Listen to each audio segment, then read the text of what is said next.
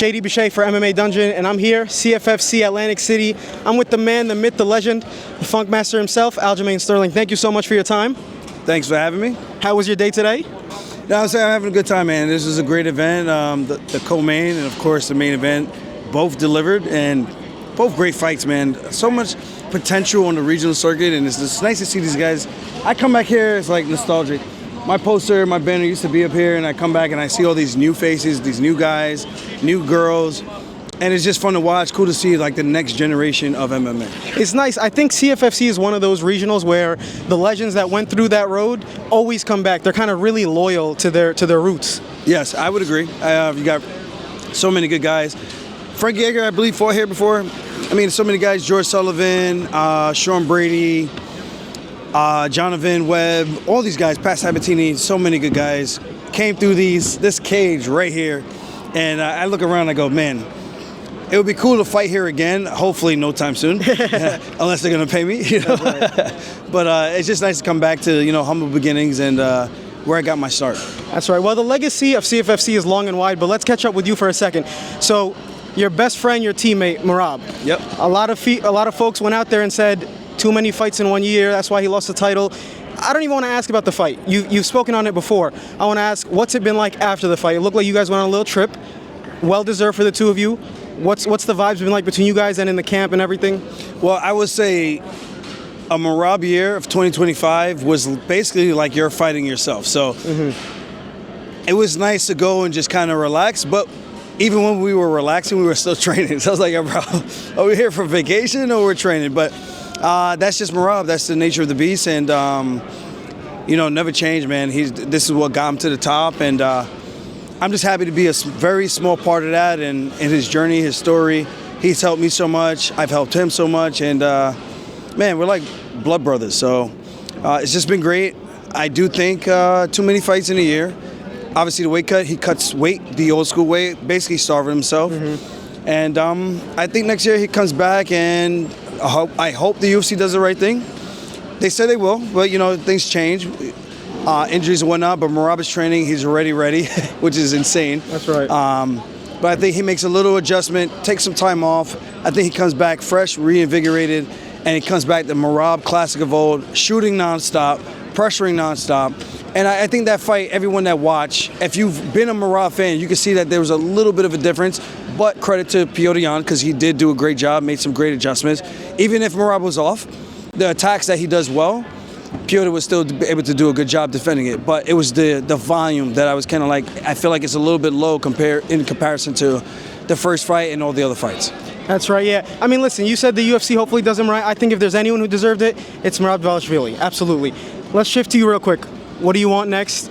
You've had a legendary career already, in my opinion. I think the championship title shot going on in your weight class is a little weird. You've been asked about it before, a little suspect. You've never got anything handed to you. You've never got anything easy. You and Merab, that's one thing you guys have in common as best friends. What do you want? I mean, what are you gunning for? What are you asking for? I'm 36. I would like to fight for a title again before I retire. Hopefully get to defend the belt before I retire. And I guess the main thing is, everyone in the top 5 is a killer. I would love to fight Lerone Murphy, new face, new challenge, undefeated fighter, great prospect, to be the first black guy I ever fought in my professional or amateur career, which is kind of crazy. But respect to my brothers. But if not that, I'll take on Yair Rodriguez. I called out Diego Lopez, but they gave him the title shot. So maybe we'll see what happens with this, but I don't want to wait too long. Right. Like I said, I'm 36. I want to shit or get off the pot. Are you asking for any of these upcoming cards? They're releasing them kind of slow for 2026. They are releasing them kind of slow. We'll see what happens. But those are the biggest names. I mean, there's Movsar there also for a rematch in a 5-rounder. But at the end of the day, the UFC calls the shots. A lot of these guys can talk and say what they think they know behind the scenes. Fans, I love you guys because you guys support us, but at the end of the day, you really don't know what you're talking about. There's so much that goes behind the scenes and that goes into this. And again, I would love to fight any one of these guys. Respect. I was at 35 for so long. I became very friendly with a lot of these guys, but now at 45, these are guys I got to potentially fight. And I hope you guys are ready because there's a new version of the Funkmaster coming. The shit talk is coming. I hope you guys are ready because it's going to be a whole new version of me. I like it. I like it. All right, they're ripping out the cage around us, so we got to wrap it up. One last thing, I want to talk personal real quick. You just got married. You live in life. I'm seeing you at events, which is awesome. What's Funk Harbor all about? What's it been like? What's the split between training and trying to get your next fight figured out and taking on your own entrepreneurship? It's been hard. I was in Shanghai taking phone calls at 1, 2 a.m. in the morning because at the end of the day, you want to be an entrepreneur, you want to be a boss, you want to run your own business. I'm not one of these celebrity brands that have someone backing them. I'm spending my own money. I'm coming out, helping with the design, helping out with the flavor profile, the whole nine. So I'm very, very invested. I could have done a protein shake. I could have done a protein bar. But this is what I do. When I'm in training camp, I don't do none of that shit. I drink. And I don't go crazy, everything in moderation, but I enjoy it. This is a passion of mine. My parents are from Jamaica. I'm born in America, proud and representing. But at the end of the day, the island roots run strong. And again, anything you want to achieve, man, you got to put your heart in, you got to put your time in. A lot of work, a lot of sacrifice. And again, like I said, I'm fighting Brian Ortega in Shanghai. Here I am, the fight week, cutting weight, feeling like shit, and doing a whole lot of work because at the end of the day, the business still matters. But this is my main primary business. This is more like a hobby. I'm having fun doing it. Yeah. It's a great time to get to meet all these great people, all the fans that come out and support these great events for these local fighters on their way up to the UFC. So that's what it's all about, man. Humble beginnings.